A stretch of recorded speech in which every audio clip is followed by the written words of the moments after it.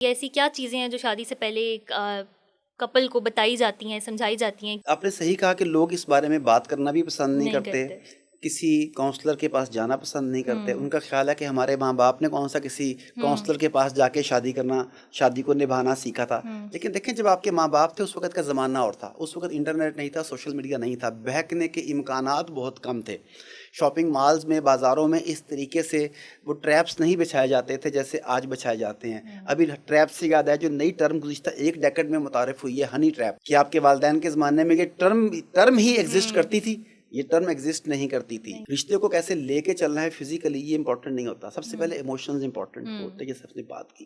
Flexible کیسے ہو جائے، کس جگہ پر جھکنا ہے اور کس جگہ پر آپ نے دوسرے کے ساتھ کوآپریٹ کرنا ہے، کس جگہ پر سمجھوتا کرنا ہے، کس جگہ پر اپنی خوشی قربان کرنی ہے. لوگوں کو تو محبت کا مطلب ہی نہیں پتا. مطلب میں تھوڑے دن پہلے ایک پروگرام اسی کی پوڈ کاسٹ کر رہا تھا تو وہ خاتون مجھ سے کہتی ہیں کہ اگر وہ مجھ سے محبت کرتا ہے تو وہ مجھے یہ لے کے کیوں نہیں دیتا.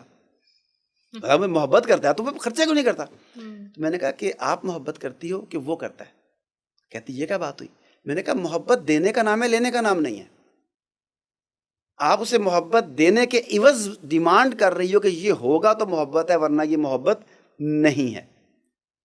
وہ کہتے ہیں کہ سن لو کہ اب محبتوں میں خسارہ نہیں چلے گا. گلاب دیں گے، گلاب لیں گے.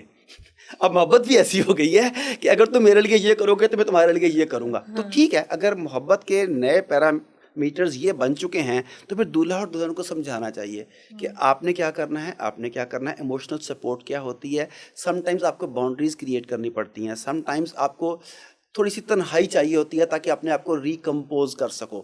سم ٹائمز ایک دوسرے کے موڈ کو سمجھنے کے لیے وقت چاہیے ہوتا ہے. تو یہ تمام کی تمام چیزیں اگر شادی سے پہلے بتائی جائیں، سمجھائی جائیں تو بے شمار معاملات آسان ہو سکتے ہیں.